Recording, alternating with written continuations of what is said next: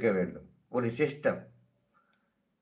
இல்லை, நான் சூரியன் என்னை தினமும் சூரியன் வருகிறார், வெளிச்சமாக ஆகிவிடுகிறது, நான் வெளிச்சமாக ஆகிறேன். ஆகவே நான் ஒரு 5000 அடி 5000 கிலோமீட்டர் நவுந்து விடலாம் நினைத்தால் அவ்வளவுதான். நாம் இருப்போமா பொசுங்கி விடுவோமோ தெரியாது.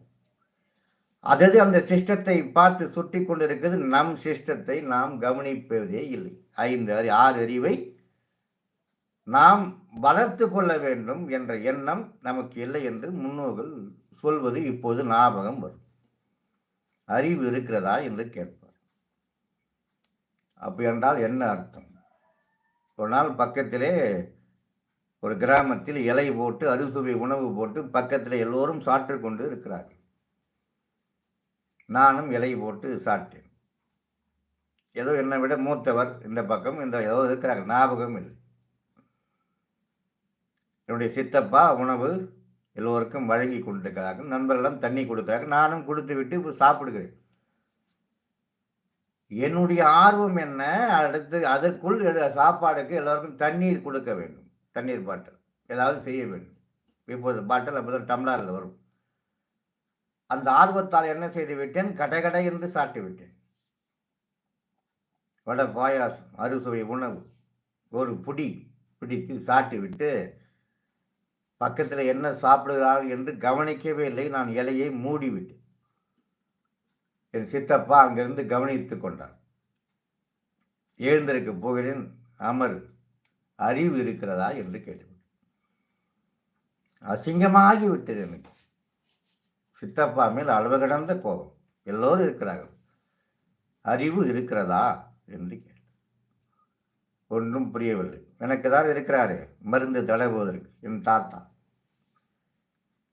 என்னடா சோகமா இருக்கிறாய், சிறப்பாக நடந்ததா விசேஷங்கள், சாட்டாயா? முதலில் கேட்பது சாட்டாயா என்ன. இப்போதும் எல்லோரும் அதான் கேட்கிறாங்க. நைட்டு 2 மணிக்கு கூட நண்பன் ஃபோன் பண்ணால் சாட்டியாடா என்று கேட்பான். அவனுக்கு அறிவு இருக்குதா என்று நாம் கேட்கக்கூடாது. சரியாக 2 மணிக்கு தொலைபேசி வரும். அமெரிக்காவிலிருந்து ஆஸ்திரேலியாவிலிருந்து நண்பர் இருக்கிறான். கேட்பான், சாட்டியாடா? 2 மணிக்கு சாட்டியா என்று கேட்கிறான். நான் ஃபோன் செய்தால் அவனை கேட்பேன். அவனுக்கு 2 மணியாக இருக்கலாம், 3 மணியாக இருக்கலாம். சாட்டியா நண்பா? இது பக்கத்தில் யாராவது புதிதாக ஆங்கிலேயரோ யாராவது பார்த்தா, என்னடா இது மணி 2 மணிக்கு சாட்டியா என்று கேட்கிறான்னு நினைக்கக்கூடும். தெரியாது. நம்மை பார்த்து எல்லோரும் அந்த மாட்டு மதத்தினர், மாட்டு இனத்தினர், மாட்டு நாட்டினர் பார்த்து வியக்கிறார்கள். ஒரு செயலையும் பார்த்து. அதே போல் இதையும் பார்த்து, என்னடா மணி 2 ஆகிறது, இப்போது சாட்டியா என்று கேட்கிறான். இவன் என்ன ஒரு மாடலானவனா? ஹலோ ஹலோ என்று கேட்பான் என்று பார்த்தால் வணக்கம் என்று சொல்கிறான். சாட்டியா என்று கேட்கிறான். நம்மளை பார்த்து கொண்டே இருக்கும். நண்பனும் சாப்பிடவில்லையடா அவன் சொல்வான். ஸ்பீக்கர் போனை போட்டு விட்டால், இப்போதான் வசதி இருக்கிறது, ஸ்பீக்கர் போனை போட்டால் தெரியும். சாப்பிடவில்லையடா மச்சானே. ஏன் சாப்பிடவில்லை? வீட்டு ஞாபகம் உண்டா? அயல்நாட்டில் இருக்கிறேன், வீட்டு ஞாபகம். அடப்போட பைத்தியக்காரன். சாப்பிட்ற முதல். சுவர் இருந்தால்தான் சித்திரம் தீட்ட முடியும், சாப்பிடு என்று சொல்.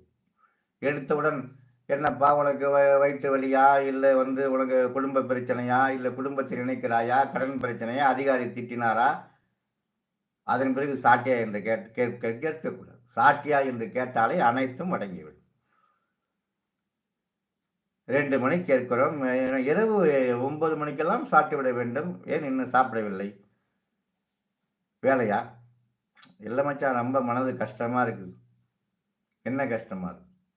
எல்லோரையும் விட்டு இங்கு பணியிலே கவலைப்படுகிறேன்.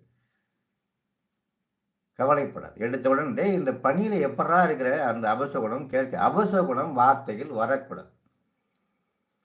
ஆகவேதான் சாட்டியா என்று கேட்டாலே பலது அடங்கியிருக்கிறது. ஒரே வார்த்தை சாட்டியா. இல்லை. ஏன்?